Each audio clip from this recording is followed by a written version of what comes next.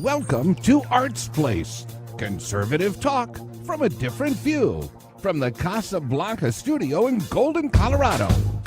Hosted by Art Carlson. At 4'6", liberals fear him, and conservatives love him. He's definitely a giant among men. Now here's your host, Art Carlson.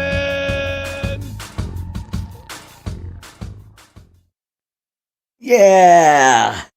Welcome to another episode of Art's Place Conservative Talk.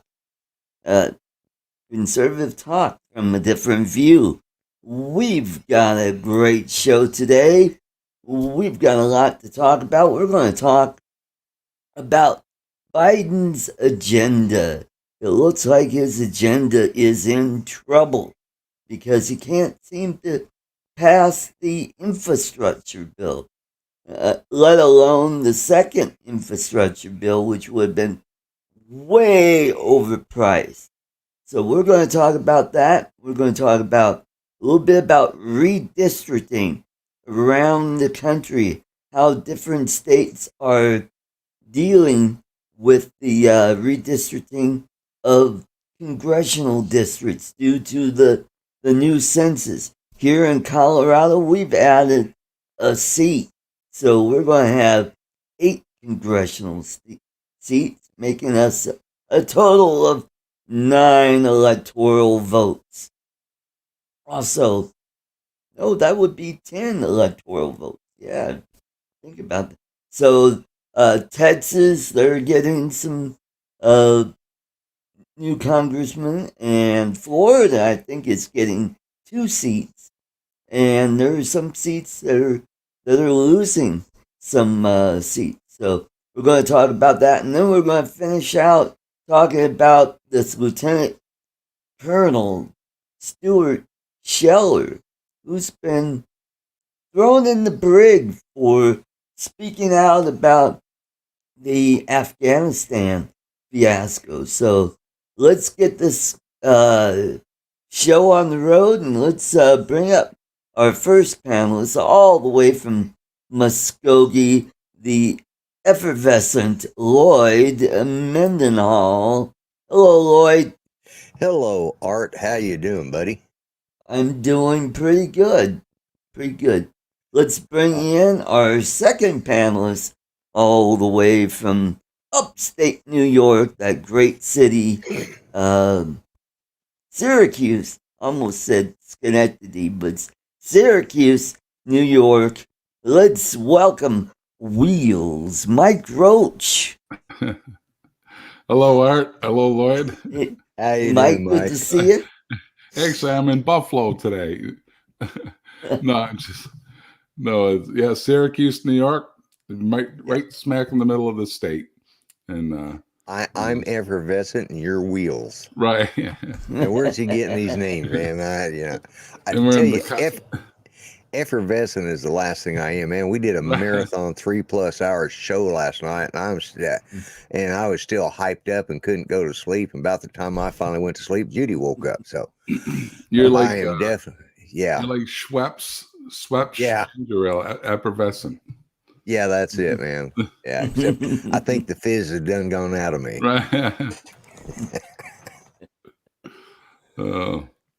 All righty, let's jump into our first topic. We'll talk about the agenda. It turns out Biden's agenda has stalled. It's going nowhere. So what say you, Mike? We'll start with you. Well, thankfully it has gone nowhere so far. And, you call Biden's agenda, Pelosi's agenda, the left's agenda, AOC's agenda. Because calling it an infrastructure bill is just, a nice word. It's anything but an infrastructure bill. If none of us can take the time to read it, but you can imagine the leftist mandates and this, that, and the other that's in there, and wasteful spending, gifts to universities, you name it. And that's only the smaller one. And I say smaller how do we say smaller when it's $1.5 trillion? Yeah, Right. exactly. I I mean, mean, and Bernie Sanders says it's not enough. I mean, good God, right. Mm-hmm. you know. And that's where the divide is. You've got the moderate Democrats, the few that are in the House and the Senate. And in the Senate, you've got Sinema and Manchin. They're the only moderates, and they're worried about, either being primaried or defeated in their next election. And the same thing with the handful. I'm talking about a handful of moderate Democrats on the House side. Right. Yeah. Yeah, I'm just afraid that they'll work on people like Manchin, and behind the closed doors, what do you need for your district? This, that, and the other, and go to work on them and finally get them to flip over. Hopefully they have a little more integrity than that, because this spending is just bad for our country all the way around. One, we don't have the money. Two, right. it's going to cause more inflation, and keep incentivizing people to not go to work, which is still a huge problem. I mean, just bad all the way around. Yeah, this will make the Jimmy Carter spending programs look like pure genius, Right. And those that remember what it was like to everything we went through during those 4 years, and the high inflation, the shortage. I mean, this is going to make that look like just a mild afternoon storm compared to the hurricane they're trying to bring on. And Right. and they'll have to. it's like you said, they got to worry about their the next election, and this it's just a terrible bill. I mean, when it's that tall, and it's another Nancy Pelosi read it after we passed it bill, and Right. that's just Right. It's just, why do you'd think, and that's the problem. Yeah, we would think, but they don't, that they wouldn't keep repeating the same mistakes they did back when Obama was in office, and like with the Obamacare, that was a joke. If that was a joke, imagine what this is going to be, because this is far worse than even that. Yeah, you're right, Chris. Right. It's all about power, basically. Yeah. Holding on to power.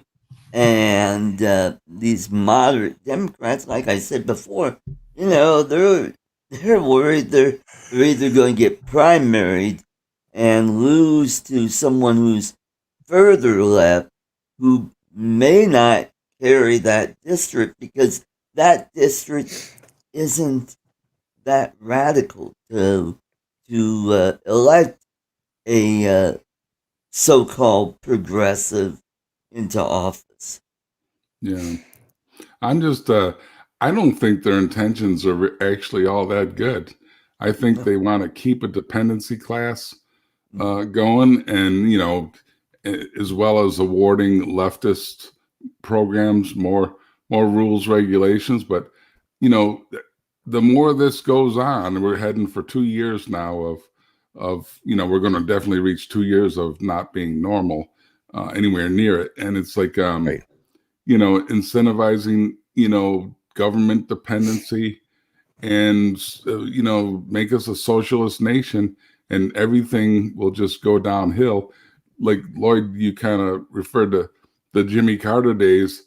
It'll make the misery index look like chump change, because we got supply chain problems now that are just out of control. And, it kind of scares me going into next year. What are the store shelves going to look like? Mm-hmm.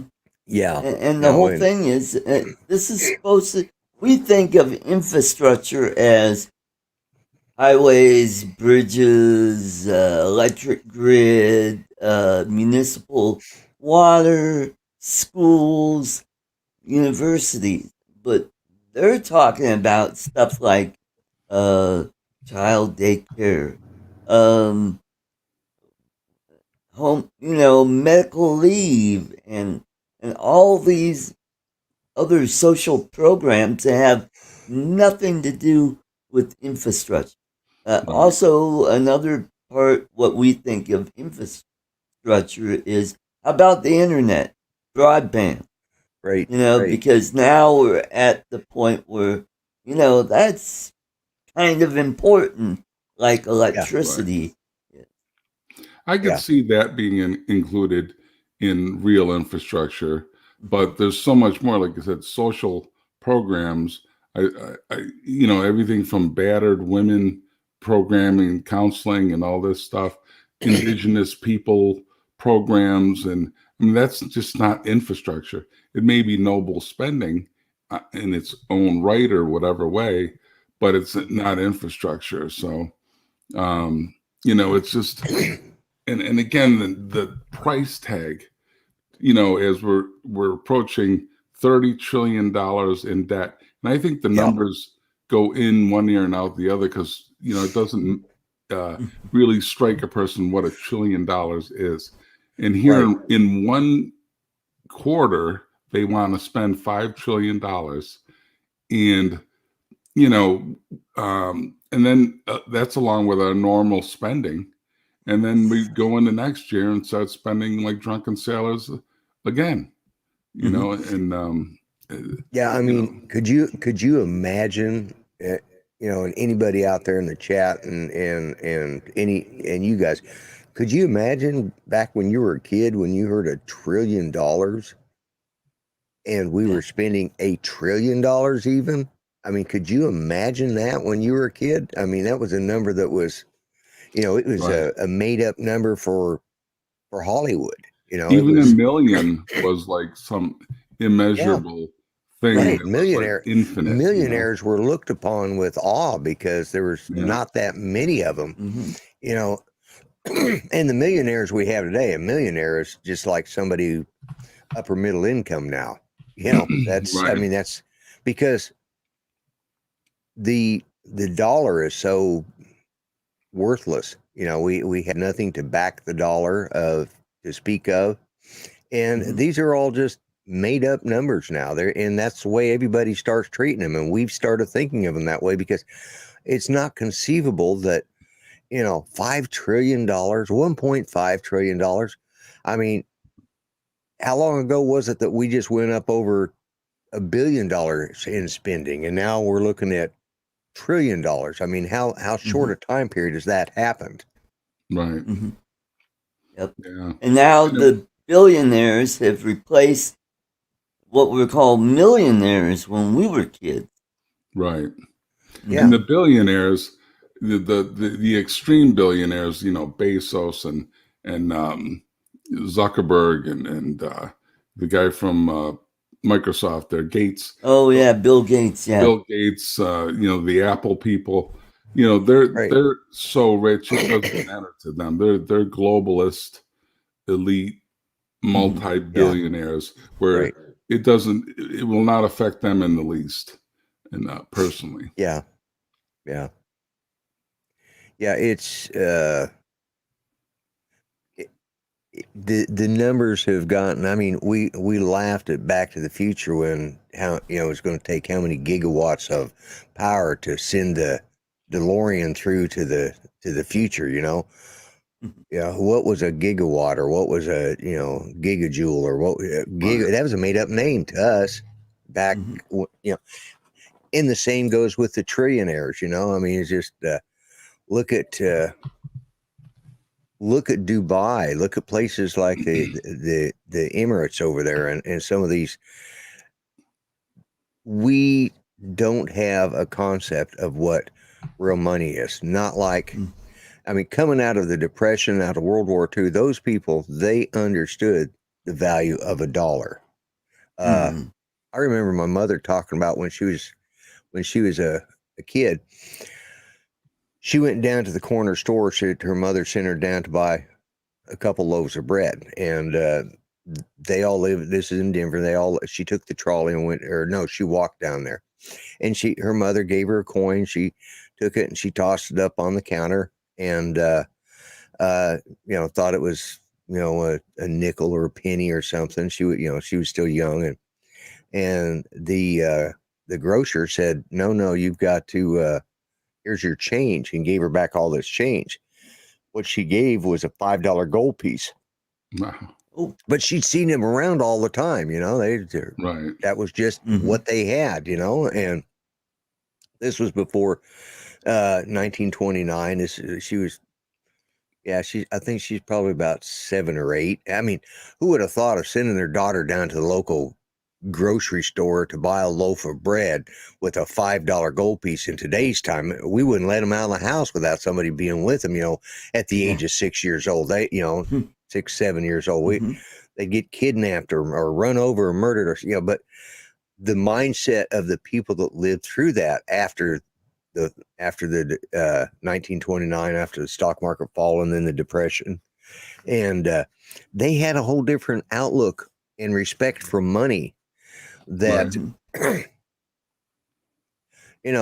my grandkids today, they just some of my grandkids, they just think they don't get if they don't get at least $50 to $75 for their birthday and $100 or more for Christmas, well, we must be mad at them. I'm going, good God, I bet my parents didn't spend over $20 on all my Christmas presents, Right.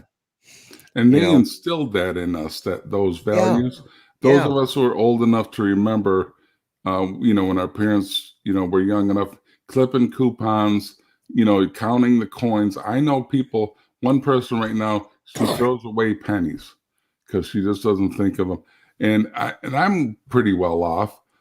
I keep every penny. I just can't bring myself to say, hey, this is too small. I gotta discard it, because they add up. And we had all those values instilled in us, and now we have generations that don't have any of those memories, don't even remember the Jimmy Carter days, and or even the early Reagan days. The recession in '82 or so. It's like and they're up to their ears in debt right now because they know nothing but spending. Every other commercial on TV is for a credit card. Yep. And so it's a pretty scary situation, where we're at in terms of the debt level. I still have a jar that I put my change in. Yeah, I do too. And once that's filled up, I take it to the bank and hey, that's money. It's almost like a savings account. Right. Throw in when you buy a hamburger and you give them a $5 and you get a couple bucks in change, and then you take the change and you throw it in the jar. Yeah. Well, Judy, I if I'm going through a drive-through, I have the cup holder on the armrest of my pickup truck. I drop the change down in there, and then when Judy gets in to go to the doctor or whatever, she digs that all out, puts it in her purse, and when we get home, she hands it to me, and I go put it in a jar. Of course, about once a week, I empty my pockets of all the change, and we cash that out. At least 2 or 3 times a year. It's a nice sized jar. It's a small. Anyways, it's a small jar about this tall, about that big around, and like we just a mason jar. Yeah, it's bigger than that, but it's for putting flour and stuff in. I forgot what that. My mind just went. Right. Who can forget about S&H green stamp? Yeah, I was thinking of that. My mom did that. My mom did too, and my first Bible, which I still have, is sitting right over on the shelf, and it was given to me in 1962 or 63. My aunt saved up her S&H green stamps, and of course my mom did, and my aunt couldn't drive, so my mom had to take her. It's actually my great aunt, it was my mother's aunt, and we take my aunt down, and they were going in to cash in their S&H green stamps, and my aunt they held open we were there. They had a actual store you could go into to pick out Right, stuff. I And, remember them. and so they had some things there. And in one of the display cases, they had Bibles. They had a white one and a black one with a zipper around it, little cross on the end for the zipper. And my aunt says, "Would you like it?" I couldn't even read yet, but she bought me my first Bible with S&H green stamps, Right. and she was, and like I said, I still have it today. Right. And, My parents used to let us, they gave us the S&H green stamps, and we had the books, that you put them in. Of course, Right, as kids, we were Catalog, and right. you had to go Look at through. Oh, I want this one. I want the 10 speed, but you had to wait Yeah. forever to get the 10 speed. yeah, Like, yeah. but I got a football out of it or something like that, and again, it's a lesson in life that just isn't happening today. Yeah.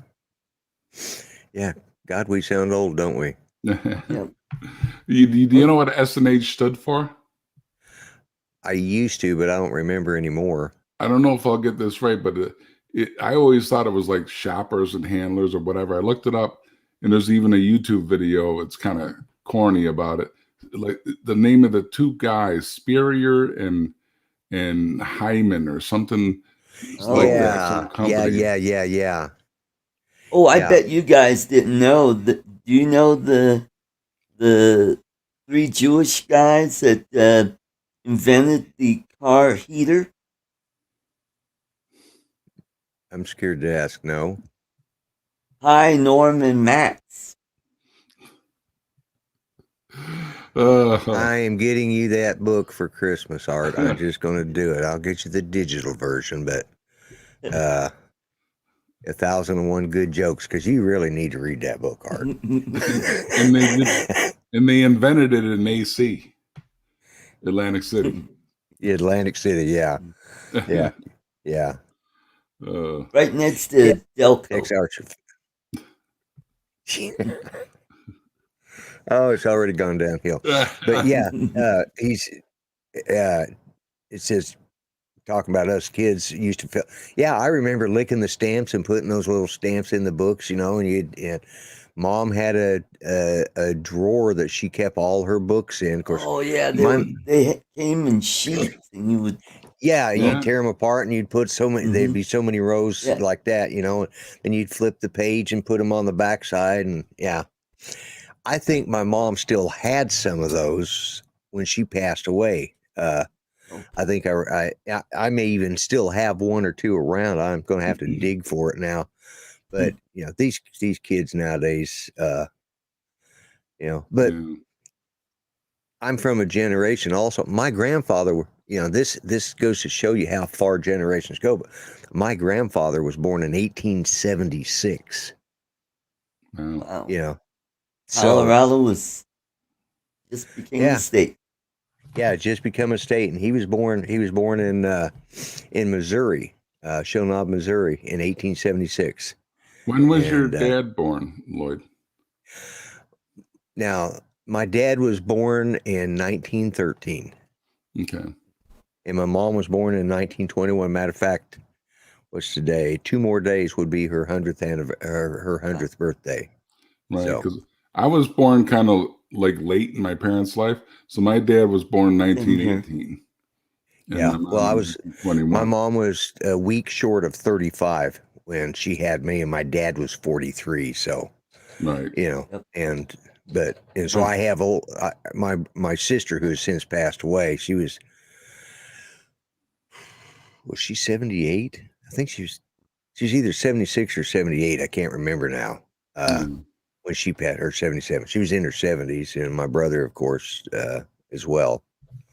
But yeah, so in my dad's family, all the guys got married, the boys all got married late, and all the girls got married early. So I've got cousins who have died of old age, that their mothers were, got married at 15, 16 years old, and had them at, 16 or 17 years old. And so some of them have already died of old age years ago. I mean, they were, so yeah, I had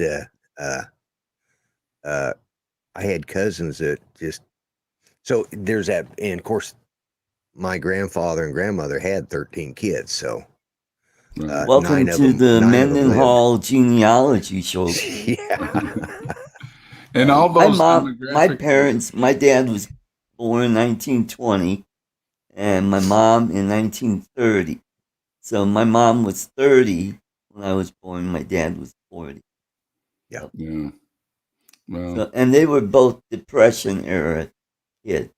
Yeah. right. Yeah. But my dad, he was born early enough in the 20s that he, you know, those 20s up until 29, they were pretty prosperous days. Right. It was like right after World War One. Well, Yeah. the Great War that they called it back then, Right. and things were going like gangbusters, and then the market just got overheated, and people, borrowed too much money, and then when the stocks came due, that's when the crash happened. Yeah. Yeah. Hmm. And here Yeah. we go again. Speculation buying. That was, Judy's one of her favorite TV series to watch is Downton Abbey. And this is about 1921, 22 in the series. And they're trying to come up with an idea to pay off some death taxes. It's after World War One, and there's a couple different things, and or no, his son-in-law has offered, because he'd inherited some money, and his son-in-law has offered to help come in. He says, well, we could do this. He said, no, we got to cut back and economize, and we got to start producing more. He says, but that means kicking out some of our tenants that have been with us for 100 years and blah, blah, blah. He says, I hear schemes all the time. He says, there's this guy over in the United States named Ponzi, and he's got some great returns on his investments. Mm-hmm. This is from like 1921, 22, And Right. what I like is they take that and they weave in historical things with, it's a historical fiction is what it is. But it was amazing to see, the first time I heard that, I go, Ponzi. Oh my God, the Ponzi scheme, And Yeah. he's one of the guys that was, Yeah, he was doing stand up great now. until 1929. And then, Oh. Mm-hmm. Yeah. In fact, I'm sure your parents too. My dad was old enough to serve in the CCCs, in the My dad Civilian too. Conservation Corps. And now with the Green New Deal and all that, maybe in this so-called infrastructure stuff, they want to create a new CCC. Have you heard that one? It's got to do with the environment. So Oh. recruiting young people to do God knows what, brainwashing them about climate change and global this and global that, which is, another sick part of their agenda.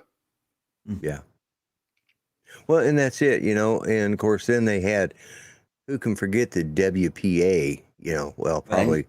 Mm-hmm. everybody can because nobody knows what it is, but its nickname was We Poke Along because they stood out there on the roadsides leaning on their shovels and got paid to do it, putting America back to work, Yep. Yeah. and they were creating jobs that didn't exist. My CCC camps, my dad worked down in, it was down in Arizona. Then I think it there was is outside of CWA.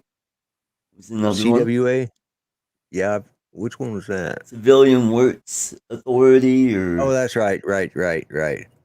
Well, and my they dad. were the ones that built the first highways and the Boulder Dam. What was the Golden Gate Bridge and the skyscrapers in New York City, Well, my and grandfather. TVA. Don't forget TVA. Oh yeah, Tennessee Valley Authority. That's right. My grandfather actually worked in the CCC camps, and he worked up and he built Lands End Road which is on the Grand Mesa there in Grand Junction, outside of Grand Junction. He also helped build Red Rocks Amphitheater. Oh, wow. Yeah, and he was he was on the older end, so he was up in the supervisory, and even my dad was almost too old to get in there. He worked out in Mesa, Arizona, and worked on a lot of their. We went to one time we were down in Arizona visiting my sister, and we actually went to his old CCC camps, and they had the rock monuments and a little plaque there, and there was actually a Copenhagen can stuck into or a snuff, I should say, a snuff jar lid stuck into the structure, and he said that was mine because he chewed tobacco, and that was most of what he chewed was rope tobacco. But anyways, that's another story. But yeah, CCC camps, but they did, they're like this, pay to stay home thing we got going on right now. Right. Yeah, we got certain things done, but we got other things like the WPA that just that's what this is. This is just another version of the we poke along. Right. But they want the one now, they, at least the CCCs may have built some valuable things. They did. Now it's got to do with the leftist agenda, nothing to do with getting anything real done. Just like the whole infrastructure bill has no real infrastructure in it, or maybe a few percentage points of it is actual infrastructure. I thought Obama gave us a big infrastructure bill, back I when. remember those signs. This highway built with funding from the TARP or something. Wasn't that the shovel ready programs? Shovel ready, yeah. That wasn't very shovel ready. Well, there was a lot of shoveling going on, but it wasn't work. It was bull. Yep. And here in New York State, the price of some of those signs were ridiculous for one sign. Somebody had a racket going on where, people's pockets were getting lined with the money. And that's a lot of what this is, same old. Yeah. All right, let's go into our next topic. We're going to talk about redistricting because we just had the census last year where populations have changed in many areas where Colorado gained just under 1 million people. So we're getting another congressional seat. And what's happening here in Colorado is we've got a commission that's outside of the legislature because before it used to be broken up by party. Whoever was in control had the most power to dictate what the districts were going to look like. And because of the shenanigans of the Democrats always taking the maps to court, and they've got a friendly liberal state Supreme Court that was always giving them their map. So what we did, I think in 2020, there was an election to establish this commission that was made up of 12 members, where you had, I believe, four Democrats, 4 Republicans, and 4 unaffiliated.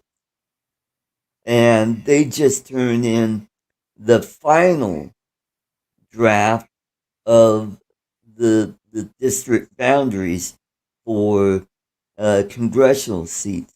And the 8th district, it looks like it's going to be pretty competitive. So there's a chance Republicans may win it, but who knows?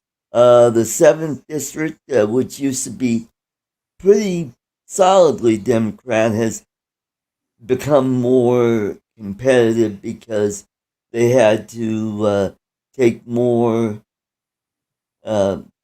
area from conservative areas. Like all of Jefferson County is now in it. And then you got to take Teller and Routt County. And so that's the new district, or the district that I'm in right now. Now, however, in Texas, there's a big brouhaha because that's all done with the people picked by the legislature to um, come up with the new maps, and there's a big brouhaha there, and also in Florida because I believe they both gained 2 seats, if I'm correct. Right. People have been fleeing to both those states, for freedom, basically.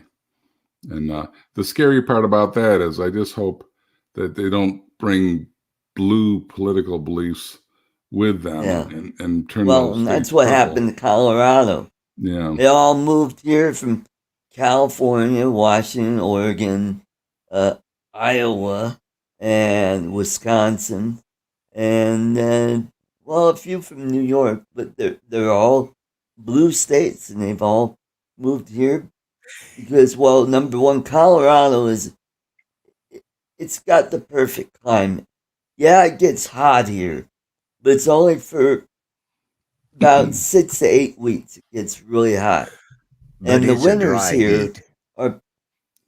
Yes, that's right. Yeah, I mean, So is a fire, but you don't see me backing my butt up to it. Yeah.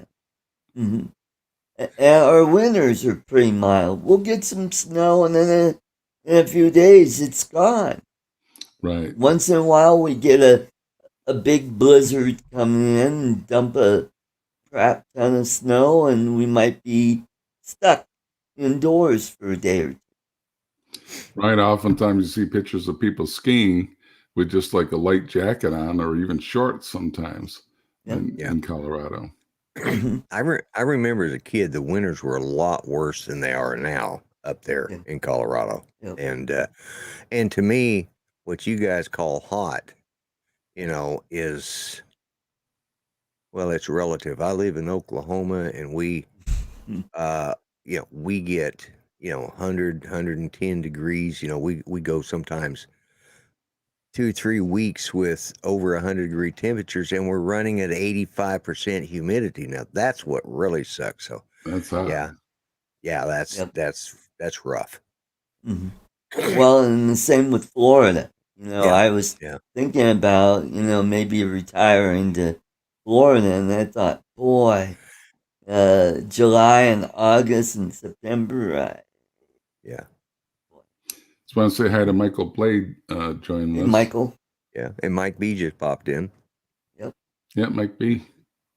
And Robert Glazier, and we got a pretty good crowd today. Yeah, we do. Yeah, we got up, I think, to 7 or 8 at the highest. Yeah, and last week we got up to 10. Was it 10 or was it 12? I thought it was 12 last week. Oh, well, you might be right. And our subs have increased. We're up to 182, which is good. Cool. That's cool. Well, I got to admit, I'm one of the people watching. I got it up on my phone. Yeah. I've got it over. So so there's really, all, because, well, we've got the chat popped up so we can talk to these people. So we're technically. Oh, and Ed's here. I was going to say Ed was here. Yeah. Of course, for those that don't know, and I'm sure everybody does, that he has a GoFundMe that because he had a stroke here recently, and he's not able to work, and so we've all been there, done that, in respects to needing help at times, and I know I didn't see what the count was after he was on Adrian's show last night, but I know he did pretty good on your show last night, Art. Yeah, it was pretty close to their goal. His goal. And I don't know if he's gone over that goal or not, but and bless his heart, he was he must have done about 6-8 hours of stuff, because he was on your show last night, and then he turned around and was on Adrian's show, and he was still going strong. And I done I was done wore out after I got through with that. I'm not used to doing those 3-hour shows anymore. Ed says very close to the goal. Good. Well, I hope you Well, surpass that's good it, to Ed. hear, Ed. Yeah, and I will be promoting it on my show tomorrow night too. So That's wonderful. yeah. Yep. And Kelly Shores pushed it on his show Friday night. Yeah, and I missed Kelly's show because, well, I was getting ready for Greg's show, and everything went to hell in a handbasket at the last minute. So yeah, Right. You can't watch everything. No, you can't. So I usually try to go back and watch. I have a set ones that I watch, and then I try to go back and catch the other ones that replay. Yeah. Yep. Well, anyways, we were talking about redistricting. Redistricting. So, whenever there's a new census, they go through, and the states that have lost populations, they once they get below a certain threshold, then they lose congressional seat, and states that have gained population, they get a new congressional seat. Where California, I believe, lost 2 seats. New York lost a seat. I believe Pennsylvania and Michigan have lost seats. Yeah. Yeah. And I wouldn't be surprised if New York, by the next census, loses a few more, or a couple more, because people are flying out of the state right now. Yeah. And if the logistics were easy enough, I'd be right behind them. Yeah. But moving is well, if you look at the map of electoral colleges, and you look at it from right after World War II to now, you could see the big population shift that has gone mainly to the Southwest and to California.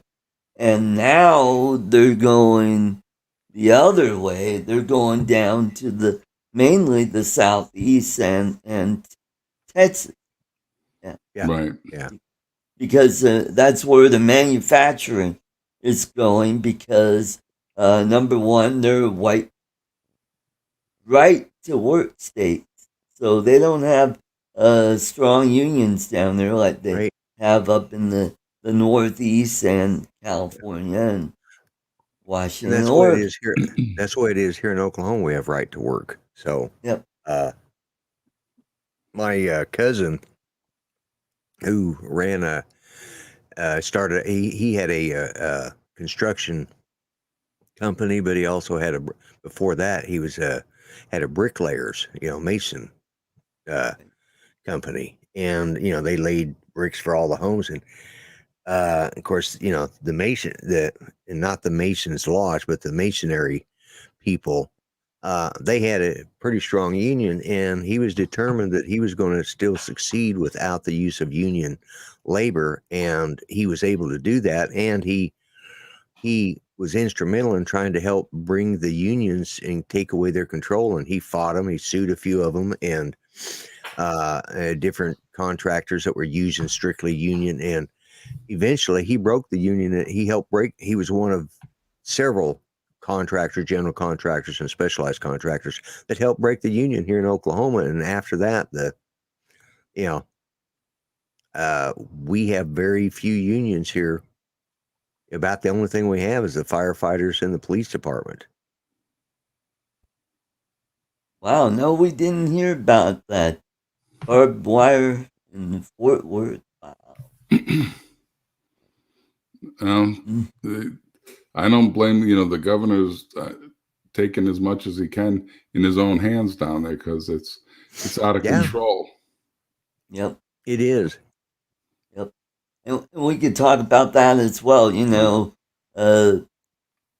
God forbid, we got to wear a mask here and keep distance. But all these people that have never been tested coming over the border from Mexico, and these people are Haitians.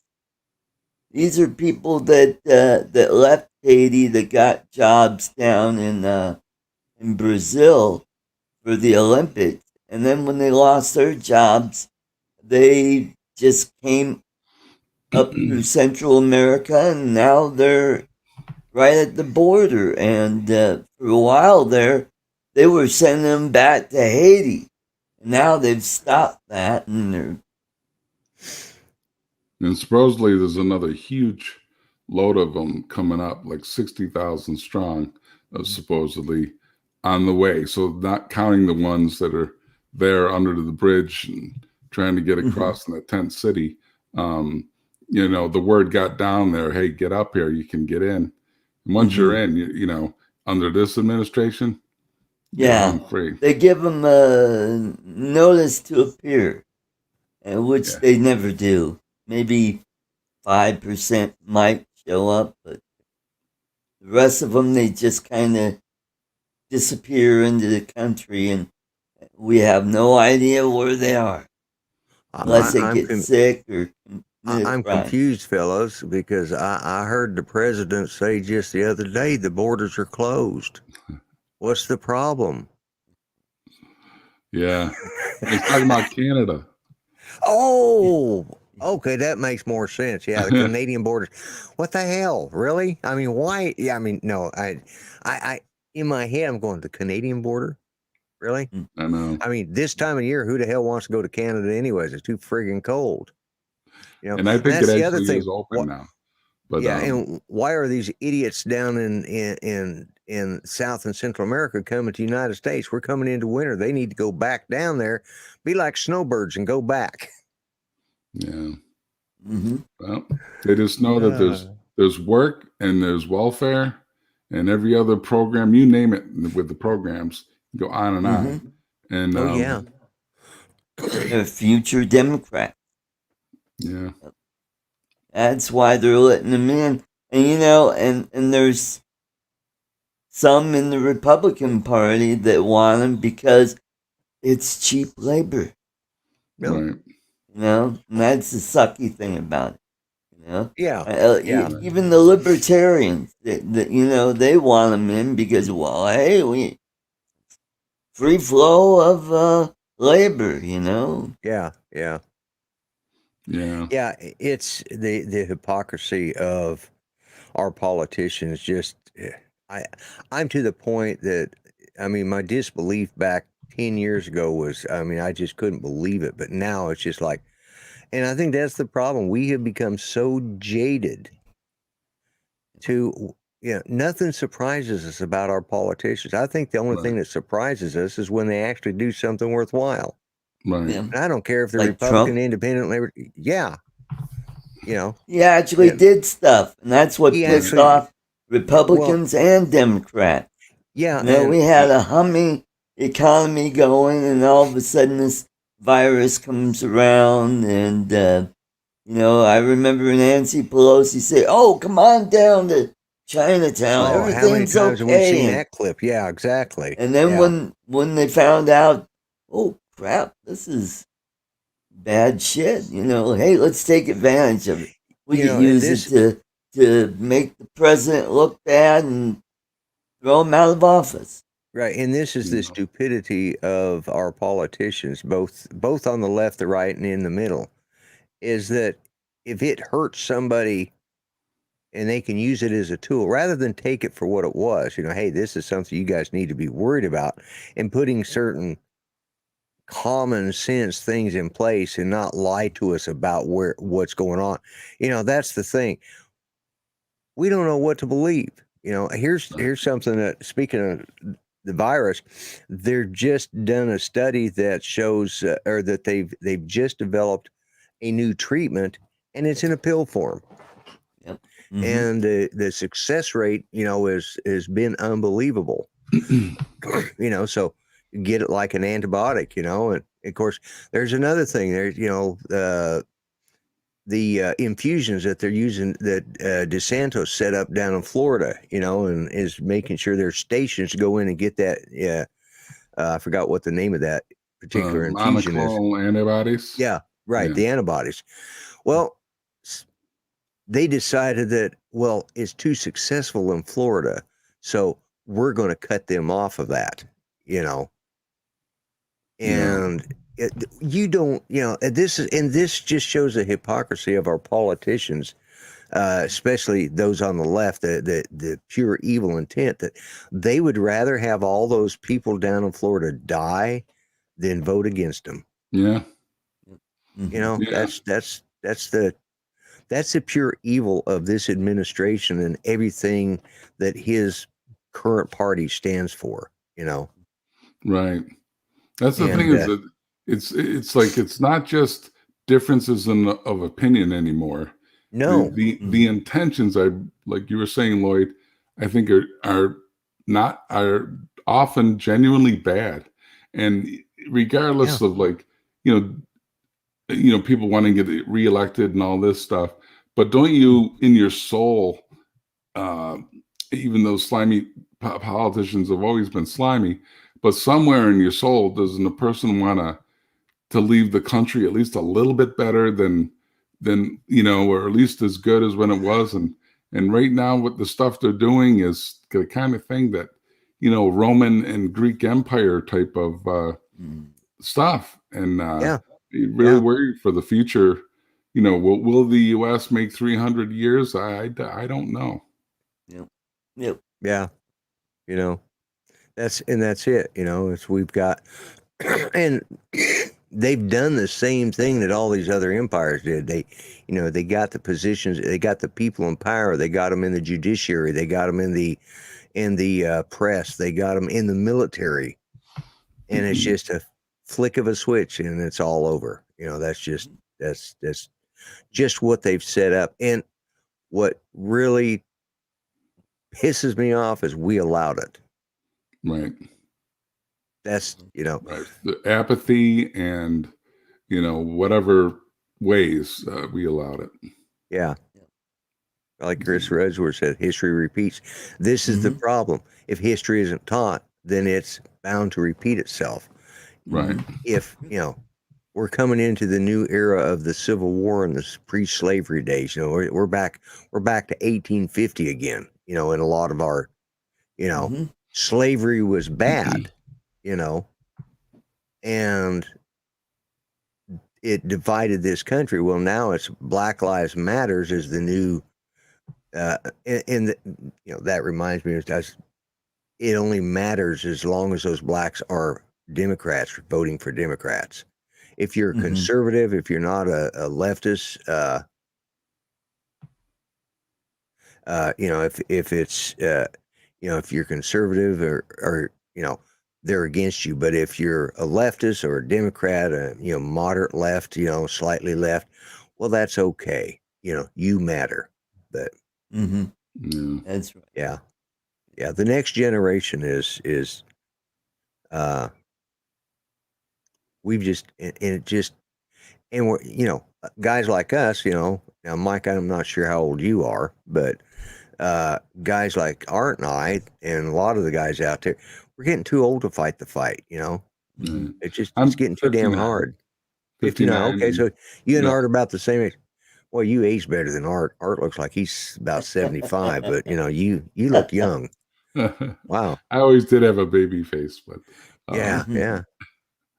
But yeah, it's we're baby boomers. I'm a tail end of the baby boom generation, and but it's for what the future will bring for this next generation with what they're being taught from K through 12 on into college. It's they're being taught insanity in those places nowadays, even in grade school. Yeah, apparently men can have babies now. Yeah. Oh, and here's the deal. Instead, in our time, when we were younger, there were differences of opinions. People right of center thought of things that way, and I never looked at people on the left as evil people. I just thought their ideas were stupid.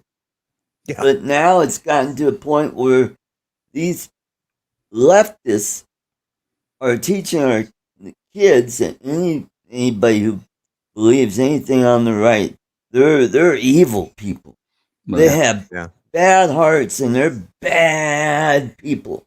And it's okay. And that's why perfectly the attack. divide has gotten so bold, so big. Yeah. Yeah. Yeah. It's And I hate to sound like an old guy saying, back in my day we didn't. I know, don't you? But back when we all walked uphill both ways to school barefoot Right. in the snow. Yeah, I remember those days well. And I'm 59, but I'm only 59, and I sound like an old geezer saying, when I was a kid, and it really was different like 30, 40 years ago even. Oh yeah, yeah. Things were so much different.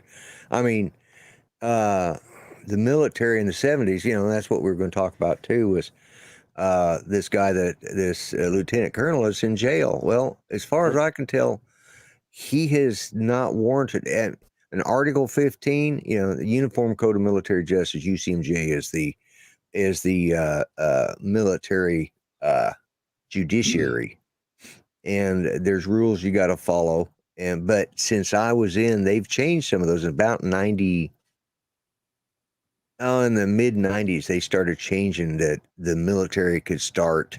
Well, actually, it's probably when Bill Clinton was in office. They started allowing them to be part of politics.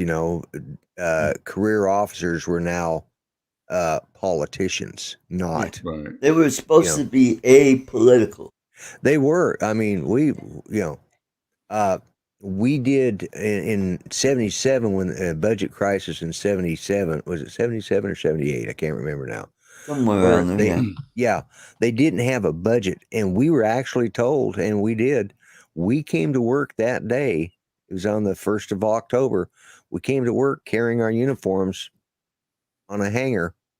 We came in civilian clothes, and at 4:00 that day, the hierarchy down, they'd been putting in calls to the our superiors have been putting in calls to the credit unions or the banks, so he has that money being deposited. Once that money was deposited, because most of us went direct deposit, even back then. And so once that money was okayed, and it was about 4:00 in the afternoon, well, about 3:30, we only had 30 minutes left in our shift. So they just said, don't worry about it. But the next shift, they came in, they had heard the news that it had been signed and we had a working budget again. But we literally shut down the military, but it wasn't because we were against Jimmy Carter or for anybody else. It was, we truly shut down. We did, they told us, this is the rules, and this is, we knew they were close. They thought they'd get it done by midnight, but they didn't. So it was like 3:00 in the afternoon. Now this was Pacific time. Was it Mountain time? That was Mountain time. It's Mountain time. So let's talk about why this lieutenant colonel was thrown in the brig. So this is the. You got any ideas, Mike?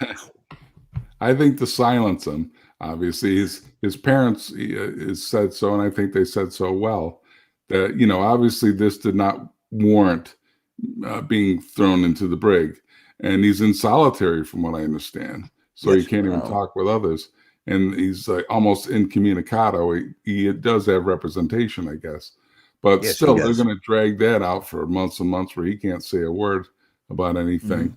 And that General Milley and that whole Joint Chiefs there, they remind me of the movie 7 Days in May, only, kind of in reverse, where they hated Trump so much, that they basically sabotaged his presidency. And I think there are some memos of Milley saying something like, we accomplished it. We got Trump out of office and stuff like that. So if anyone has never watched 7 Days in May, it's a terrific movie with Burt Lancaster and Kirk Douglas. And okay, I do. Yeah. Yeah. Well, yeah, and of course, I used to, at one point when I was in the Air Force, I worked with the JAG office as an investigator, Judge Advocate General's office, Air Force JAG. And my understanding now, I haven't kept up with the current UCMJ policies, but he's done nothing that warrants, as I said, at most he should have got either a letter of reprimand, but with him speaking out like that, it was because that under the old rules he spoke out, and that would have been an Article 15, which was, or I can't remember what the Navy calls it, a command or a captain's, I can't remember. Friggin' Navy, I never understood any of their stuff anyways. They had to be different than everybody else, Yeah. But even their stripes were, but it would have been an Article 15, which would have been probably he would have a reduction in rank, Mhm. It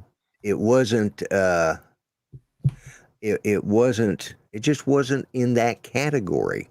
Mhm. He was calling, he had obviously gone through his chain of command and got no, or if he didn't, and that may be the problem, is that he didn't, and that would garner an Article 15.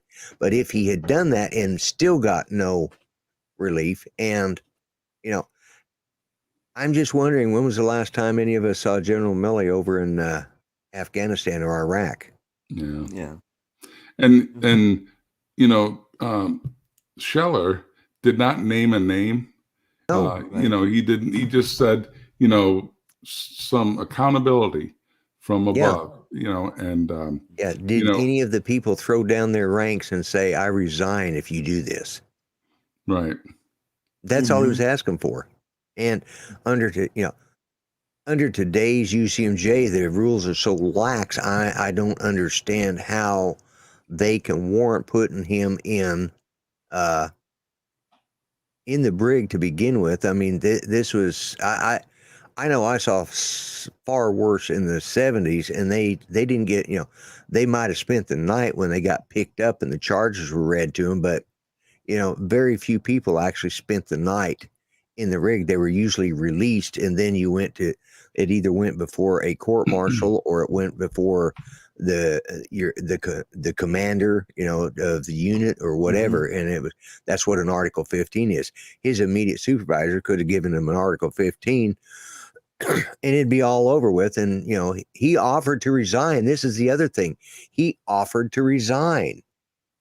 Right. Yeah. And they wouldn't accept it, but they threw him in the brig. This is not a court-martialable offense. It's just not. It's they are playing fast and loose with these rules, and I just on everything. This is a totalitarian military we've got now, and this is what their intentions were. They've been doing this for all the way back to the Clinton era. I mean, you look during Obama, look at all the generals that got fired or they found dirt on them to make them resign. But all the way back to the Clintons, they had people. I'll be honest with you, man. I really am missing the Monica Lewinsky trials. That was nothing compared to the crap we got going on now. And this another sad part of it is the news cycle is so fast and short that this story will be gone when the next, shiny object comes along, and the media will, including Fox and whoever, will move on. And that's why TikTok's so popular. It's only 30 seconds, and that's the attention span of the average American now, or the average person around the world. Right. We're old fossils being here on YouTube. TikTok's the way to go. It's true. Well, speaking of TikTok, we've done just a little over an hour. Right. So we've covered a lot in the 3 hours. We did the 3 main topics and touched on a few other things. So had a pretty good show. So I want to thank the guys in the chat for coming. Mike, any last words? No, just obviously, this weekend this week really, I took a little week off from politics per se. I followed the news obviously, but yesterday was nice. Got some sun. We have to give our minds a rest sometimes, and but as we go into fall, it's here we go. Another election season will be coming soon enough, and but it is what it is. But the word totalitarian, I never thought we'd say it in our day, but unfortunately, we're heading there with the military and the administration itself, and that to me is pretty damn frightening. And I hate to use that word loosely, but it fits at this point. Yeah. Lloyd, any last words? Well, I want to say what I always say, and that's, be kind, treat each other better than you would treat yourselves. Remember, everybody matters, even old farts like us. And, and really, God bless and God help the USA, because we damn sure need it. Yeah. All right. Thank you, everybody. Thank you in the chat. You guys have a great Sunday. God bless you. And catch you next time. Bye-bye. And collect those SNH green stamps, too. That's right.